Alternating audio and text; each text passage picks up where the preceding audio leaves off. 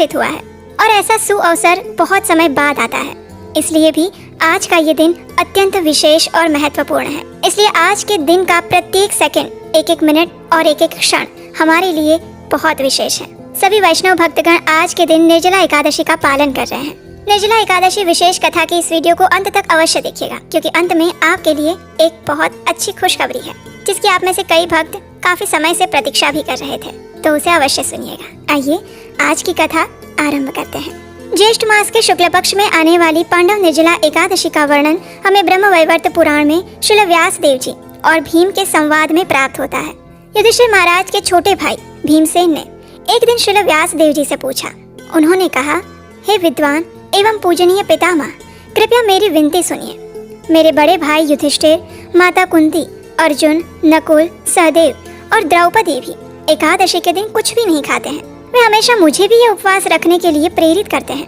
मैं भी जानता हूँ कि एकादशी के दिन व्रत रखना शास्त्रों का विधान है, लेकिन मैं क्या करूँ पितामह। मैं उन्हें कहता हूँ कि मैं उपवास नहीं रख सकता। मैं दान दे सकता हूँ और उचित विधि विधान से भगवान केशव की उपासना कर सकता हूँ, लेकिन मैं उपवास कदापि नहीं रख सकता। वो सभी लोग मुझे ये एकादशी का व्रत रखने के लिए बहुत समझाते हैं, लेकिन हे पितामह, आप तो जानते ही हैं, मेरे पेट में सदैव वृक नामक अग्नि जलती रहती है और बिना भोजन लिए मैं बिल्कुल नहीं रह सकता। अब ऐसी स्थिति में हे पितामह, आप ही मुझे उपदेश दीजिए कि मैं एकादशी व्रत का पालन कैसे कर सकता हूँ, एकादशी व्रत का फल कैसे प्राप्त कर सकता हूँ। भीम की ऐसी समस्या सुनकर श्री व्यास देव जी ने उत्तर दिया। उन्होंने कहा, हे भीम, अगर तुम उच्च लोकों में जाना चाहते हो और नर्क लोकों में नहीं जाना चाहते, तो तुम्हें हर मास में आने वाले दोनों एकादशी व्रतों में भोजन नहीं लेना चाहिए। ये सुनकर भीम ने फिर से कहा, हे महर्षि, आप तो जानते ही हैं, मेरे लिए भगवान द्वारा निर्देशित 24 एकादशियों का व्रत रखना असंभव है। मैं तो एक क्षण के लिए भी भूखा नहीं रह सकता हूँ। मेरे उदर में सदैव वृक नामक भूख की अग्नि जलती रहती है और वो अत्यधिक भोजन खाने से ही बुझती है। इसलिए प्रयास पूर्वक मैं वर्ष में केवल एक दिन ही व्रत रख सकता हूँ, और वो भी भारी तपस्या करके।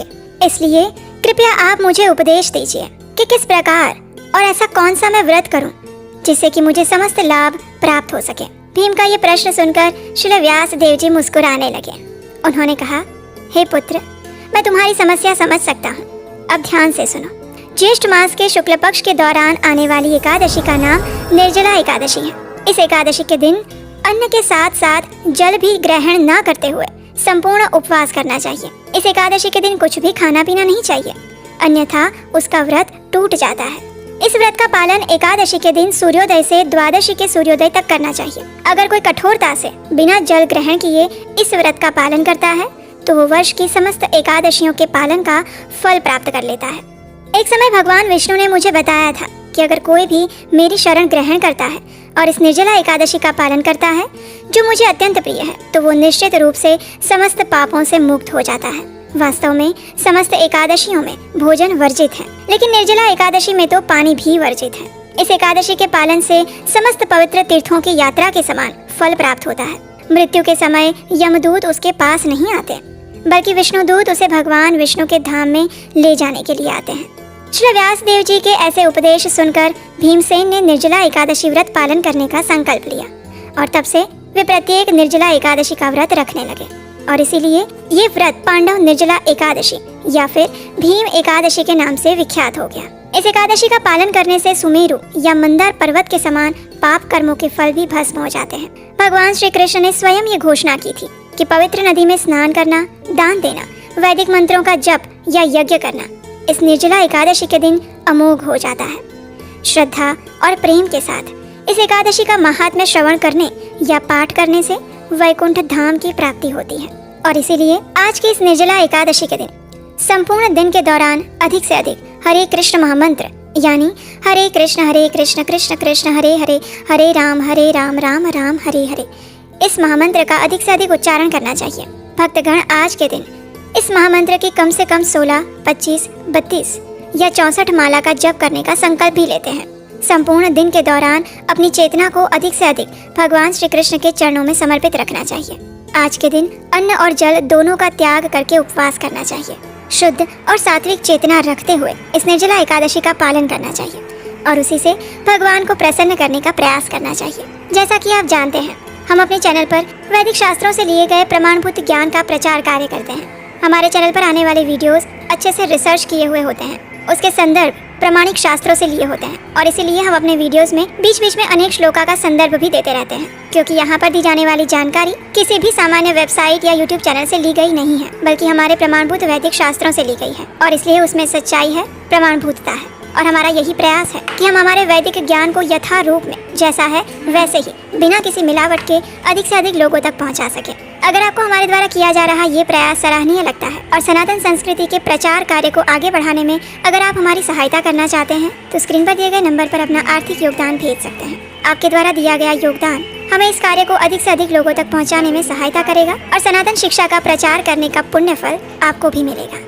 चलिए अब बात करते हैं एक गुड न्यूज़ की। आखिर 3 साल बाद फिर एक बार हम आपके लिए वही विशेष आत्मसात कोर्स लेकर आ रहे हैं। हमारी लाइफ के प्रैक्टिकल प्रॉब्लम्स का रियलिस्टिक सॉल्यूशंस भगवत गीता से कैसे मिल सकता है, यही चीज़ हम सीखेंगे 18 सत्रीय इस आत्मसात कोर्स के अंदर। ये कोर्स सिर्फ महिलाओं के लिए है। Women can register themselves. उसका लिंक नीचे डिस्क्रिप्शन बॉक्स में दिया गया है। उस गूगल फॉर्म को भर के आप अपने आप को रजिस्टर कर सकते हैं इस कोर्स के लिए। कोर्स से जुड़ी हुई और भी जानकारी नीचे डिस्क्रिप्शन बॉक्स में मिल जाएगी। भगवत गीता तो हम कई बार पढ़ते हैं, लेकिन उनमें भगवान के द्वारा बताई गई शिक्षाओं को हम अपने जीवन में कैसे उतार सकते हैं, और वो भी आज के आधुनिक समय में भगवान की वो शिक्षाएं हमारे जीवन में कितनी प्रैक्टिकल हैं, हम उसे अपने जीवन में कैसे आत्मसात कर सकते हैं।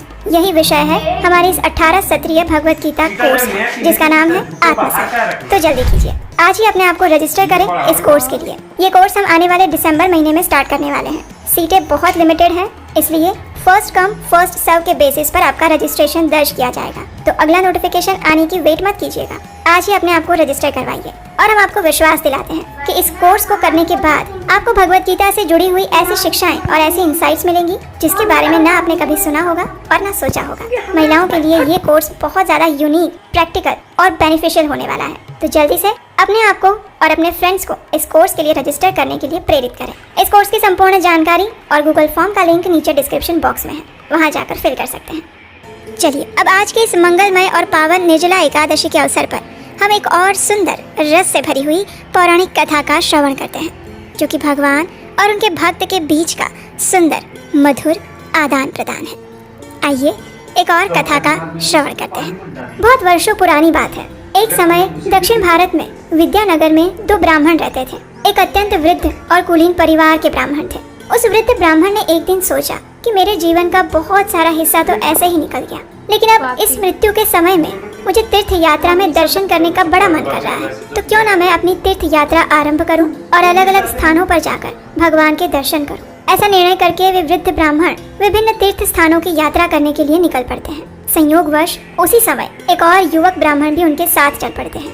वह युवान ब्राह्मण विद्वान था, लेकिन निर्धन था। उसके पास जो धन था वो सिर्फ एक ही था, और वो था उसके सद्गुण। वो अत्यंत संयमी, सदाचारी, सत्यभाषी और ब्राह्मण के हर प्रकार के गुणों से युक्त था। वो नव युवक भी उस वृद्ध ब्राह्मण के साथ साथ चलने लगते हैं, क्योंकि वृद्ध ब्राह्मण कई स्थानों पर चलने में असक्षम होते थे। इसलिए ये नव युवक ब्राह्मण उस वृद्ध ब्राह्मण